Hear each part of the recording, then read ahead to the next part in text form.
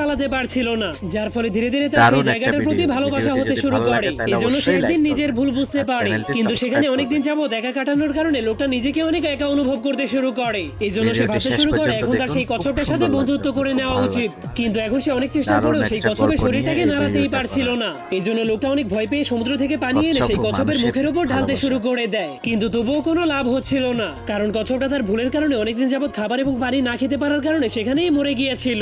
এজন্য লোকটা নিজের ভুল বুঝতে পেরে তার সামনে বসে কান্না করতে করতে সেখানেই ঘুমিয়ে পড়ে। কিন্তু তখনই হঠাৎ করে সে ঘুমের মধ্যে একটা আজব শব্দ শুনতে পায়। এই জন্য সে ঘুম থেকে উঠে দেখতে পায় সেই কচ্ছপের কবচটা ফাটতে শুরু করে দিয়েছে, যার ফলে সে বুঝতে পারে সে এই দ্বীপের মধ্যে একদমই একা হয়ে গিয়েছে। কিন্তু যখনই সে আবারও কচ্ছপটার দিকে তাকায় তখন সে অনেক অবাক হয়ে যায়, কারণ তখন সে এমন কিছু দেখেছিল যা দেখে নিজের চোখের উপর বিশ্বাসই করতে পারছিল না। এই জন্য সে ধীরে ধীরে তার হাত বাড়িয়ে তাকে ছোঁয়ার চেষ্টা করে, কারণ হঠাৎ করে সেই কচ্ছপের শক্ত কবচের মধ্যে অনেক সুন্দরী একটা মেয়ে চলে এসেছিল। এই জন্য সে ওই মেয়েটার বুকে কান লাগিয়ে ভালোমতো